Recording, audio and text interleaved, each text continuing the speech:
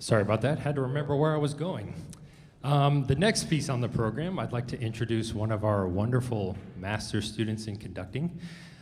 This piece is entitled American Riversongs. And just to give you a little bit of history and a little bit of rationale and explanation for our program, I named this program On the Move because each piece is sort of about transiting from one place to another or being in pursuit of something. So that first piece, titled Noisy Wheels of Joy, is just about pure unadulterated fun. And hopefully you heard that with the frenetic energy and throwing the music around the band with wild abandon. This next piece, like I said, is American Riversongs. It's going to be conducted by Mr. Daniel Heredia. And just a little history of the piece, it uses folk songs that are commonly associated with an older time, and a time in our country when waterways and rivers were being used to move people and goods from place to place. So hence, it fitting into our program of On the Move. Would you please help me welcome to the stage to conduct this piece, Mr. Daniel Heredia.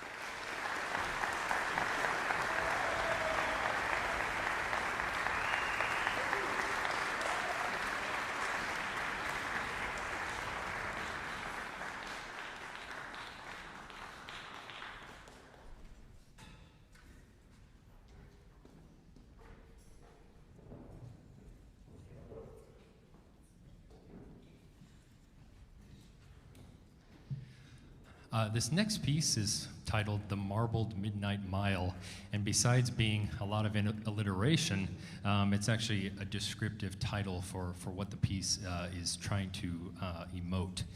Stephen Bryant wrote this piece as part of a 3-piece night cycle. This piece representing the hour of midnight. The first piece in the cycle being dusk, and then followed by midnight, and then the last piece being first light, that is the first light of the new day. This music is very reflective and inward and very, very quiet, and again, it's representing the quiet solitude of midnight. We hope you enjoy Stephen Bryant's Marbled Midnight Mile.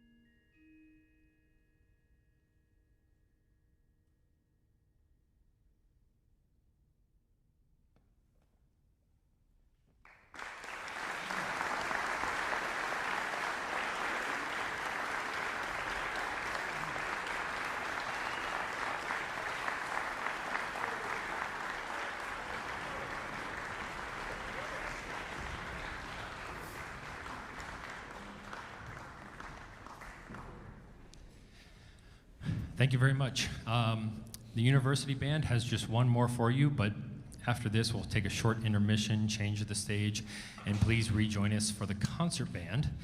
So don't go anywhere after this piece. This last piece is, again, fitting the program of On the Move, but in a little bit different way. Caccia and Chorale by Clifton Williams was written in 1976, the same year that the composer passed away. He had been diagnosed with terminal illness, and I think this is a piece that could have only been written by somebody who knew that their death was imminent. Caccia is the Italian word for chase, and that takes up about half the piece, and Williams's Caccia is about the pursuit of materialism, or the pursuit of things that don't really matter. And somebody at the end of their life is sort of coming to terms with this and realizing that there are more important things in life. And the second part of the piece, the chorale, again, somebody coming to terms with their death and realizing that materialism may not be the answer to happiness. It's probably morality and humanity. And the chorale is a plea for all of us to realize that. So we hope you enjoy. Again, thank you for coming out tonight. This is Clifton Williams's Caccia and Chorale.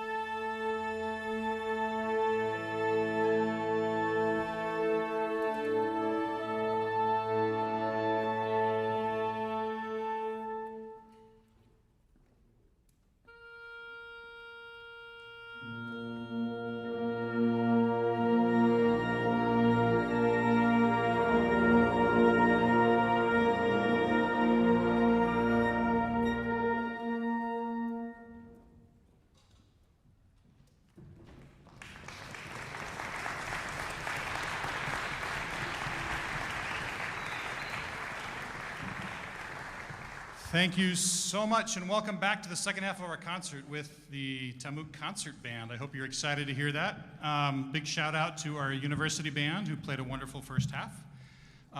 So great to hear that. I can't believe it's already the end of a school year almost, about a week and a half left of classes. If you guys are ready for that. Everybody got all their assignments turned in? That's what I thought. All right, well, you have a week and a half, so get stuff done. But not right now, because tonight we have a concert to put on for you tonight. So we're going to continue the idea of motion and movement and fun and dance with the second half of the concert, which is entitled Pop, Lock, Bop, and Bach. Now, I'm not going to pop and lock because I've been told not to, ever. Plus, I don't think I would do well doing that anyway. But with the concert band's portion of the concert tonight, I really wanted to dig into the idea of music is fun. And so all of the pieces for tonight, although some of them might have some serious moments, some tricky rhythms and things like that, everything you'll hear tonight is just fun and celebratory and silly and weird and really good music. And this group is playing it magnificently well. And so my hat is off to them. They have really been a joy to work with this semester and this whole school year. And I can't believe that we're going to be parting ways soon. But I hope you enjoy the second half of the concert tonight. First up, we will be presenting a piece by Alfred entitled A Festival Prelude. And this was a piece that it's very much of an opener, and it should wake you up and get your attention. And I'm very excited that I don't have to conduct this piece, number one, not because I don't like it, but because we have a wonderful student who has won a competition. For those who don't know, every spring we have a conducting competition for all of our students. And anybody is welcome to participate. And from the pool of candidates, we had 9 this year that submitted applications and videos of their conducting. One person was selected as our 2026 conducting competition winner. And that winner gets to come out and perform a piece with the concert band instead of one of our wonderful graduate students on this concert. And so if you'll please put your hands together for the 2026 conducting competition winner, Mr. Aiden Ybarra.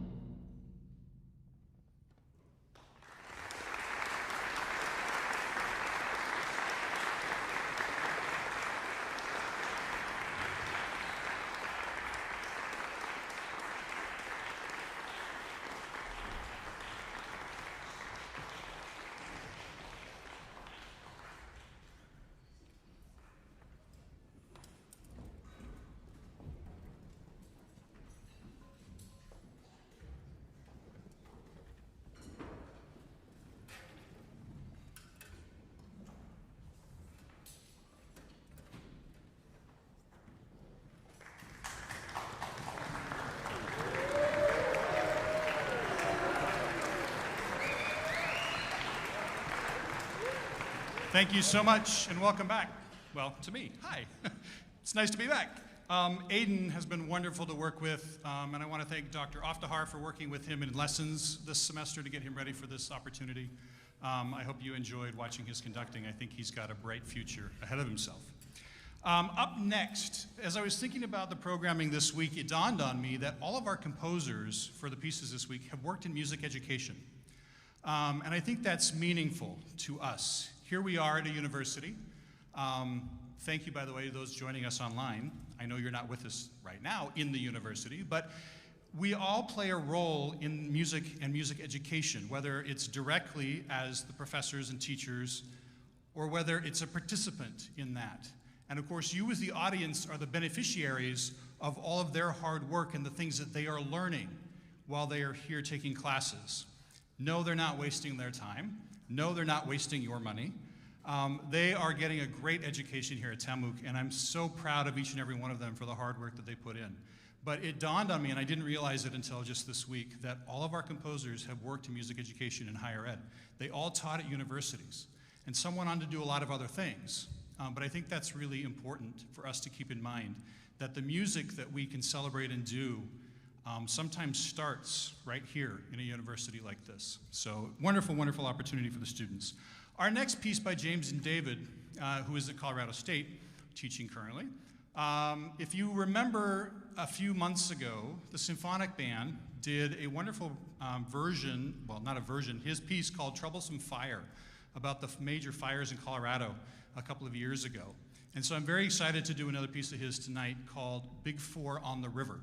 And this sort of celebrates his background and heritage from Savannah, Georgia, and the South.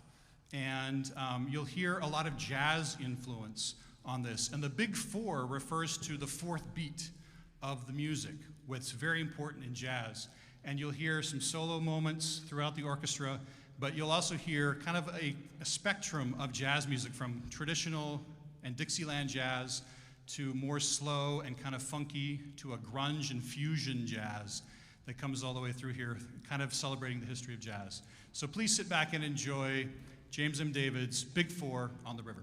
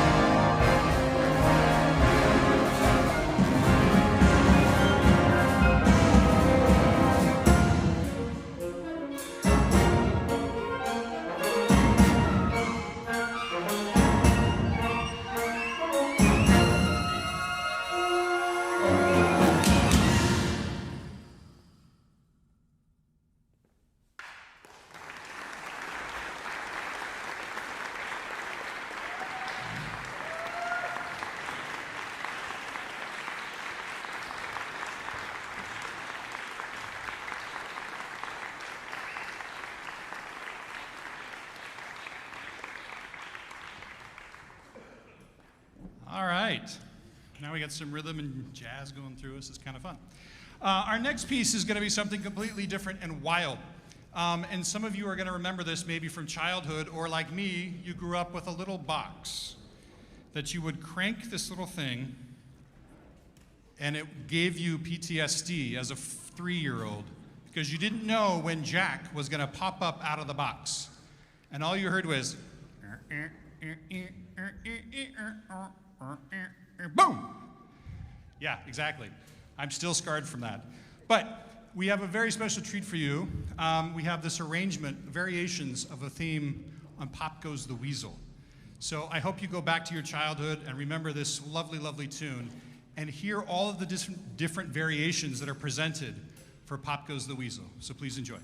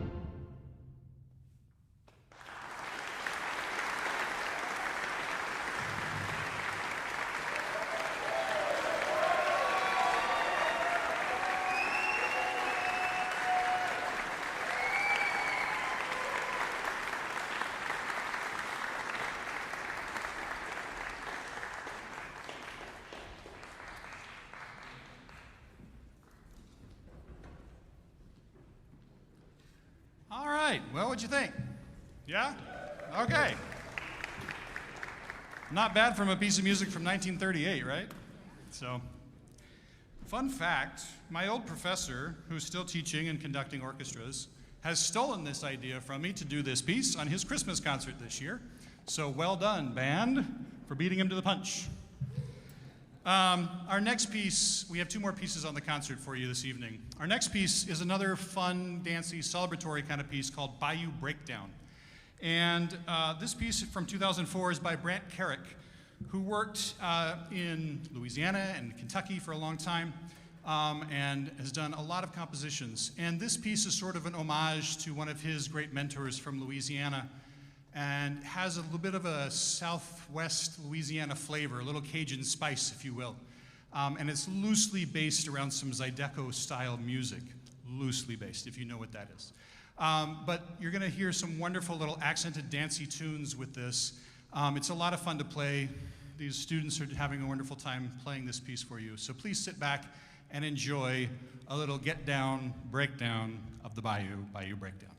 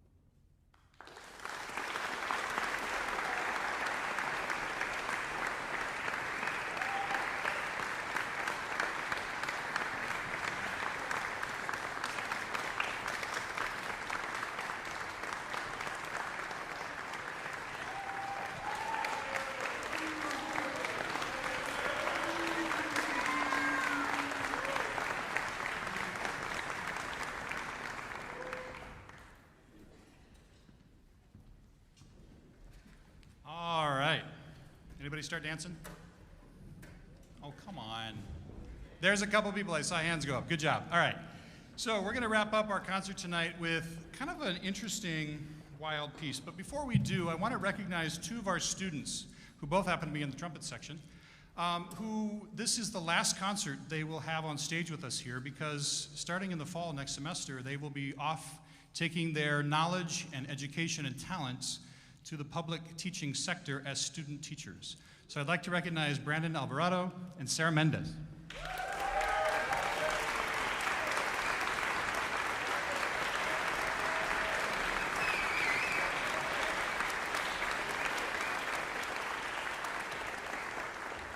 Very excited for them to see what wonderful things they go on to do. All right, for our last piece, this is an unusual piece, and it needs a little bit of context. If you don't know who P.D.Q. Bach is, let me explain before I get into the lore of P.D.Q. Bach. There was a gentleman, a real-life person named Peter Schickele, who was a composer, music educator as well, for a little while at Juilliard, and then went off and became a freelance composer. He has composed well over 200 pieces of music, some which are very serious and formal and classical in style, for all different genres: band, chamber, singers, vocal music, choral music, and orchestral music. And he drew his inspiration from kind of old styles initially, and then sort of branched out from there. But along the way, in the 70s, he decided that music was more than a serious art, that it should also be fun, and it's something we could parody and maybe poke fun at and have some fun with. And so he took on a pseudonym of P.D.Q. Bach. So this is a piece called Grand Serenade for an Awful Lot of Winds and Percussion. And it's styled sort of after the Grand Serenade by Mozart and some others who have done things like this. So in a sense, it's a serious piece of art and a serious piece of music. But in another sense, it's not at all. And you'll find out quickly why. But let me introduce the piece to you, because this does have some program notes that I think are appropriate. First of all, P.D.Q. Bach. He was the youngest child of Johann Sebastian Bach, of his 20-something kids. And he unfortunately passed away in 1742, much before his birth in 1807. And so that's where we start with P.D.Q. Bach. Yes, there is a question mark by his dates. We're not quite sure on that. But this particular piece, Grand Serenade for an Awful Lot of Winds and Percussion, was composed on commission from Prince Fred of Wein am Rhein for some sort of outdoor occasion. We don't know what, but here we are. P.D.Q. had originally wanted to write a really big work of 35 or 40 minutes in duration, but he agreed to make it only a third as long when Prince Fred offered to triple his fee. Soon after it was played, a member of the prince's household used the pages of the score to wrap up 6 large sausages, which were sent to Paris to be presented as a gift to Benjamin Franklin, for whom the prince was anxious to obtain the specifications for building a glass harmonica, which Franklin had recently perfected. That's a real thing, by the way.